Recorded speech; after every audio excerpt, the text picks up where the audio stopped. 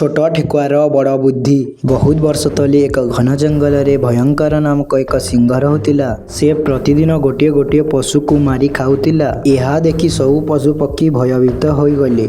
दिने सबु पशु एकाठी होई सिंह पाखकु गले और कहिले, महाराज आपण प्रतिदिन आम मध्यरु जनक मारुचंती। एथिपाई आमे प्रतिदिन आपणक पाखकु गोटे पशु पठाइबु। आपण आउ शिकार पाई दौड़ीबार आवश्यकता नहीं। सिंह राजा एही प्रस्तावटी मानिले। एहीपरि प्रतिदिन गोटे पशु सिंह पाखकु जाउथिला। दिने एक छोट खरगोशर पाली आसिला। खरगोश मने मने भाबिला, ମୁଁ ଏମିତି ମରିବି ନାହିଁ, ମୁଁ କିଛି ଉପାୟ କରିବି। ସେ ଧୀରେ ଧୀରେ ଚାଲି ଚାଲି ବହୁତ ବିଳମ୍ବରେ ସିଂହ ପାଖକୁ ପହଞ୍ଚିଲା। ସିଂହ ଭୋକରେ ଅପେକ୍ଷା କରିଥିଲା। ସିଂହ ରାଗିଯାଇ କହିଲା, ଏତେ ଡେରି କାହିଁକି ହେଲା? ମୁଁ ଏବେ ଭୋକିଲା ଅଛି।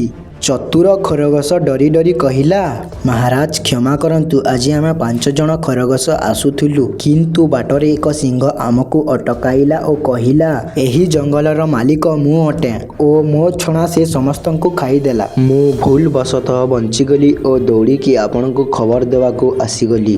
ଏହା ଶୁଣି ସିଂହ କ୍ରୋଧିତ ହେଲା ଓ ଗର୍ଜନ କରି କହିଲା, ମୋ ଜଙ୍ଗଲରେ ଆଉ ଗୋଟେ ସିଂହ, ମୋତେ ଏବେ ଦେଖାଅ ତାକୁ। ଖରଗୋଶ ସିଂହକୁ ଏକ ପୁରୁଣା କୂଅ ପାଖକୁ ନେଇଗଲା। ଖରଗୋଶ କହିଲା, ମହାରାଜ ସେ ସିଂହ ଏଇ କୂଅ ଭିତରେ ଅଛି। ସିଂହ କୂଅ ମଧ୍ୟକୁ ଚାହିଁଲା। ପାଣି ଭିତରେ ତାର ନିଜ ପ୍ରତିଛବି ଦେଖାଗଲା। ସେ ଭାବିଲା, ଏହା ସେହି ଅନ୍ୟ ସିଂହ।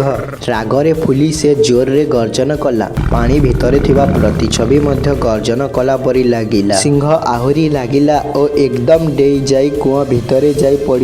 କୂଅ ବହୁତ ଗଭୀର ଥିଲା। ସିଂହ ଆଉ ସେଠାରୁ ବାହାରି ପାରିଲା ନାହିଁ ଏବଂ ସେଠାରେ ମରିଗଲା। ଛୋଟ ଖରଗୋଶ ଦୌଡ଼ିକି ଜଙ୍ଗଲକୁ ଫେରିଲା ଓ ସବୁ ପଶୁଙ୍କୁ ଖବର ଦେଲା। ସବୁ ପଶୁ ଅତି ଖୁସି ହେଲେ ଓ ଖରଗୋଶର ବୁଦ୍ଧିମତ୍ତାର ପ୍ରଶଂସା କଲେ। ସେହି ଦିନଠାରୁ ଜଙ୍ଗଲରେ ସବୁ ପଶୁ ଶାନ୍ତିରେ ରହିବାକୁ ଲାଗିଲେ। ଏଥିରୁ ଆମକୁ ଏହି ଶିକ୍ଷା ମିଳେ ଯେ ବଳଠାରୁ ବୁଦ୍ଧି ସର୍ବଦା ଶ୍ରେଷ୍ଠ।